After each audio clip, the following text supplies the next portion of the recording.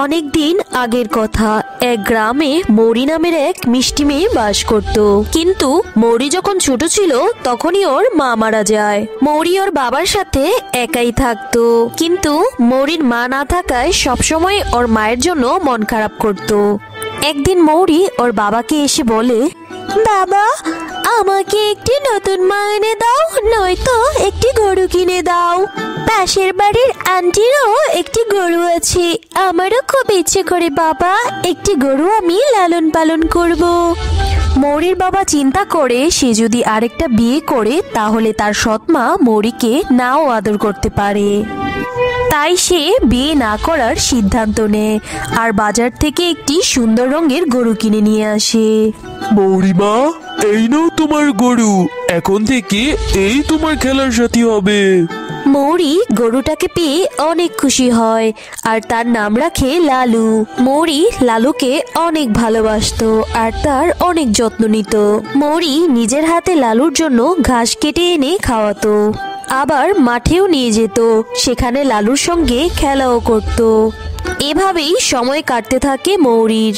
কিন্তু মৌরি যখন স্কুলে যেত কিংবা বাসায় না থাকতো তখন লালু পুরো গ্রাম শুদ্ধ ঘুরে বেড়াতো আর মানুষের বাড়ি ঘরে গোবর ফেলে নষ্ট করে আসতো। একদিন লালু চলে যায় জমিদার বাড়িতে আর জমিদার বাড়ির বাগানে গোবর দিয়ে নষ্ট করে ফেলে। জমিদারের বউ এসব দেখে অনেক রেগে যায় আর সে লালুকে ধরে মারতে থাকে। মারের চোটে লালু চিৎকার করতে থাকে। মৌরি যখন লালু চিৎকার শুনে তখন মৌরি সেখানে চলে যায়। আরে আরে আরে, আপনি আমার লালুকে এভাবে মারছেন কেন? ছেড়ে দিন বলছি, ছেড়ে দিন। আমি আপনাকে কথা দিচ্ছি লালু আর কখনো আপনাকে বিরক্ত করবে না। আমি দরকার হয় নিজে বাগান পরিষ্কার করে দেব, দয়া করুন।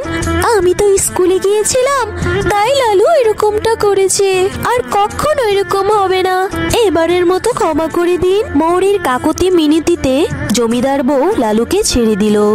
এরপর ময়লা আবর্জনা পরিষ্কার করে মৌরি বাড়িতে চলে আসে।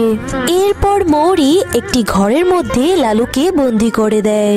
এভাবেই সময় কাটতে থাকে। একদিন শহর থেকে গ্রামে একটি চিঠি এলো মৌরির নামে। বাবা বাবা, দেখো, শহর থেকে না চিঠি এসেছে। আমাদের যে সাথী আপু আছে তার নাকি বিয়ে, আমাদেরকে যেতে বলেছে। আমাদেরকে 2 দিন ওখানে থাকতে হবে। চলো চলো, আমরা তাড়াতাড়ি করে ব্যাগপত্র গুছিয়ে নিই বাবা। আমরা চলো না যাই বাবা। তারপর মৌরি তার বড় আপুর বিয়েতে যাওয়ার জন্য প্রস্তুতি নিতে থাকে। এদিকে লালু একাই থাকবে এটা তার চিন্তা হতে থাকে। মৌরি লালুর জন্য কাছে গিয়ে বলে, এই যে লালু, আমরা 2 দিনের জন্য শহরে যাচ্ছি। আমার কাকাতো বোনের বিয়ে, তুই কিন্তু একদম দুষ্টুমি করবি না। এই দেখ, আমি তোকে খাঁচা ভর্তি করে ঘাস দিয়ে যাচ্ছি, তুই এগুলো খাবি লালু, আর কোথাও যাস না যেন। মৌরি ওর বাবাকে নিয়ে বেরিয়ে পড়ে। এদিকে একদিন না পোহাতে লালু গোয়ালঘর থেকে বেরিয়ে এসে পুরো গ্রাম তছনছ শুরু করে দেয়। গ্রামের প্রত্যেকের বাড়িতে বাড়িতে গিয়ে গোবর ফেলে নোংরা করে দেয়।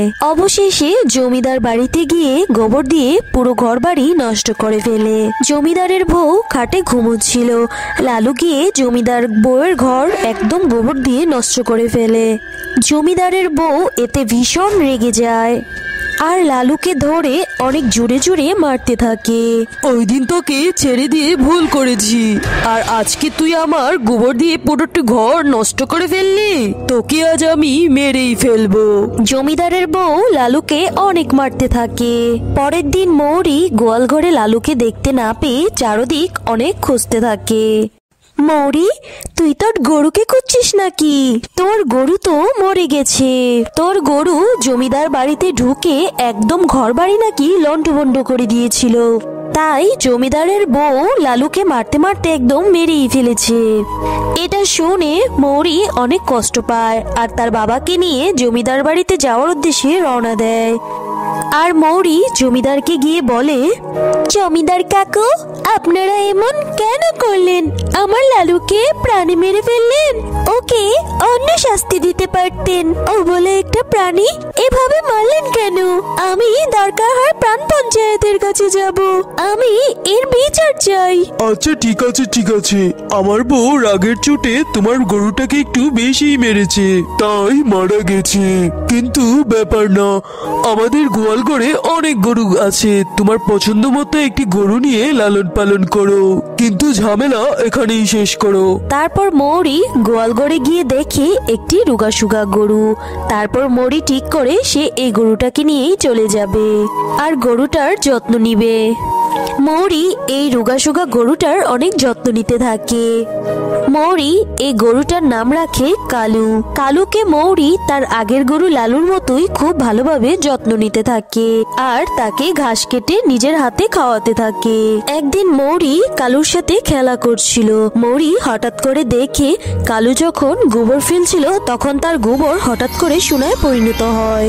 বাবা দেখে যাও, আমাদের এই কালু জাদুর গরু, দেখো কেমন সোনার গোবর দিচ্ছে। মৌরির বাবা দেখে সত্যি সত্যি এগুলো সোনার গোবর। তারপর তারা বাবা আর মেয়ে মিলে সেই সোনার গোবর বিক্রি করতে থাকে আর তারা সেই সোনার গোবর বিক্রি করে অল্প কিছু দিনের মধ্যে অনেক ধনী হয়ে যায়। তারা নিজেদের জন্য একটি বড় বাড়ি তৈরি করে ফেলে।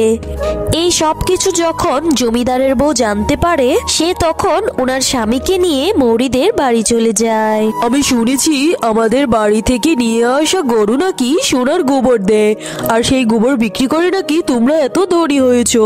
আমাদের গরু এখন আমাদের ফিরিয়ে দাও আর তোমরা অন্য গরু নাও।